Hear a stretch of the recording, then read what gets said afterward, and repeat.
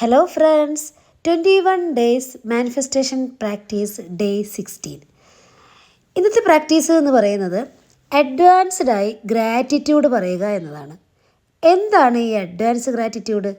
Goal manifestation, അതായത് നമ്മുടെ ലക്ഷ്യങ്ങളും സ്വപ്നങ്ങളും ഒക്കെ യാഥാർത്ഥ്യത്തിലേക്ക് എത്തിക്കാനുള്ള ഒരു പ്രോസസ്സിലൂടെയാണ് നാം കഴിഞ്ഞ കുറച്ച് ദിവസങ്ങളായി കടന്നുപോയിരിക്കുന്നത്.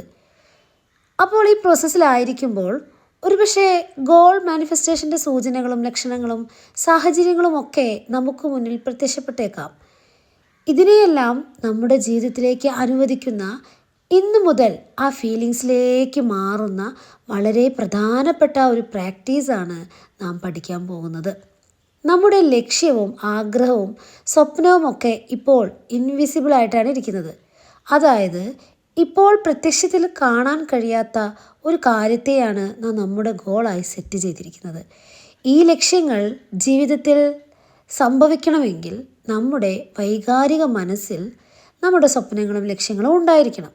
ഇതിനു വേണ്ടി നാം ചെയ്യുന്ന വളരെ ശക്തമായ ഒരു പ്രാക്ടീസാണ് അഡ്വാൻസ്ഡ് ഗ്രാറ്റിറ്റ്യൂഡ്.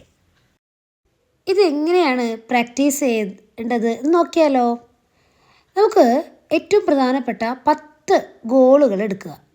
ഈ ഗോൾ എടുത്ത ശേഷം, അതായത് നമ്മൾ എഴുതി വെച്ച ഗോൾ ലിസ്റ്റ് എടുത്ത ശേഷം ദീർഘശ്വാസം എടുത്ത് മനസ്സ് ശാന്തമാക്കി ഒന്നാമത്തെ ഗോൾ നന്നായിട്ട് മനസ്സിൽ ഫീൽ ചെയ്ത് പുഞ്ചിരിയോടെ വായിക്കുക.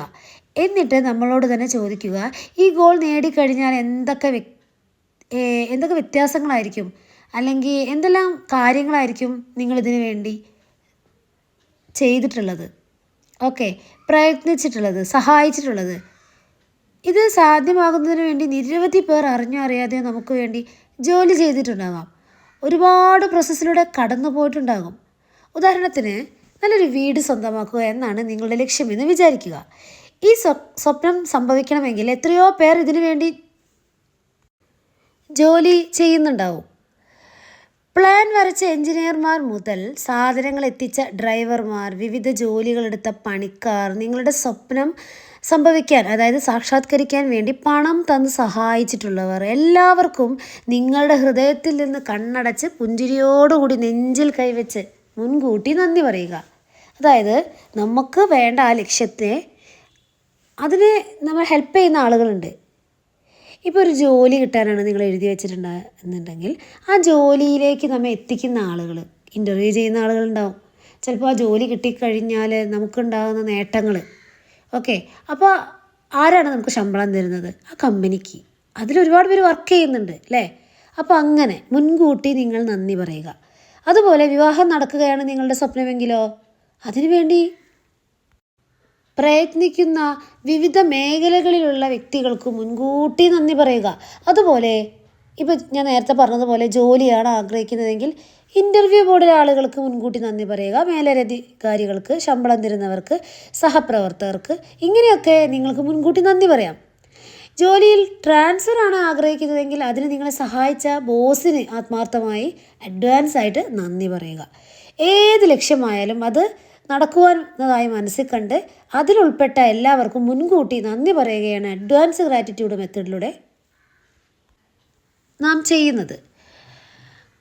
അപ്പോൾ ഏത് ലക്ഷ്യമായാലും അത് നടക്കുന്നതായി കണ്ട് അതിലുൾപ്പെട്ട എല്ലാവർക്കും നിങ്ങൾ മുൻകൂട്ടി നന്ദി പറയുക. എന്താണ് നമ്മൾ അഡ്വാൻസ്ഡ് ഗ്രാറ്റിറ്റ്യൂഡിൽ ചെയ്യുന്നത്, അല്ലെങ്കിൽ അഡ്വാൻസ് ഗ്രാറ്റിറ്റ്യൂഡിൽ സംഭവിക്കുന്നത് എന്താണ്? അതായത് നമ്മുടെ സ്വപ്നങ്ങൾ നടക്കുന്നതിനുള്ള എനർജി നാം പ്രപഞ്ചത്തിലേക്ക് അയക്കുകയാണ്. എന്താണോ നാം ചിന്തിക്കുന്നത് അതിൻ്റെ ഒരു ഫ്രീക്വൻസി നാം പ്രപഞ്ചത്തിലേക്ക് അയക്കുന്നു. അതുവഴി എന്താണ് സംഭവിക്കുന്നത്? അതിനേക്കാൾ 10 മടങ്ങ് ഫ്രീക്വൻസി തിരിച്ച് നമ്മിലേക്ക് വരും. നെഗറ്റീവായ എനർജിയാണ് നാം പ്രപഞ്ചത്തിലേക്ക് നൽകുന്നത് എങ്കിൽ അതിലും ശക്തമായി തിരിച്ചു വരുന്നതും നെഗറ്റീവായ എനർജി ആയിരിക്കും. എപ്പോഴും നിങ്ങൾ ആലോചിക്കേണ്ട ഒരു കാര്യമുണ്ട്. നാം എന്തിനെക്കുറിച്ചാണോ ചിന്തിക്കുന്നത്, നാം എന്തിലാണോ കൂടുതൽ ഫോക്കസ് ചെയ്യുന്നത്, കൂടുതൽ സംസാരിക്കുന്നത്, അത് നമ്മുടെ ജീവിതത്തിൻ്റെ ഭാഗമായി മാറുന്നു. അതോടൊപ്പം തന്നെ എപ്പോഴും ഓർക്കേണ്ടത്, നാം ഒരു ഗോൾ സെറ്റ് ചെയ്ത് കഴിഞ്ഞാൽ അത് പല വ്യക്തികളിലൂടെ, സാഹചര്യങ്ങളിലൂടെ, സന്ദർഭങ്ങളിലൂടെ നമ്മിലേക്ക് വന്നുകൊണ്ടിരിക്കുകയാണ്. എൻ്റെ ആഗ്രഹം എനിക്കായി ലോകത്ത് എവിടെയോ സംഭവിച്ചു കൊണ്ടിരിക്കുകയാണ്, മാനിഫെസ്റ്റ് ചെയ്തുകൊണ്ടിരിക്കുകയാണ്, അവ എന്നിലേക്ക് വന്നുകൊണ്ടിരിക്കുകയാണ് എന്ന പൂർണ്ണ വിശ്വാസത്തോടെ ആയിരിക്കണം നാം ഏതൊരു പ്രാക്ടീസും ചെയ്യേണ്ടത്. ചെറിയ കാരണം കൊണ്ട് എന്തെങ്കിലും തടസ്സങ്ങൾ വന്നു കഴിഞ്ഞാൽ പരാതി പറയരുത്. അർഹിക്കുന്ന കാര്യങ്ങൾ അർഹിക്കുന്ന സമയത്ത് തന്നെ നിങ്ങളിലേക്ക് വന്നു ചേരുമെന്ന് വിശ്വസിക്കുക.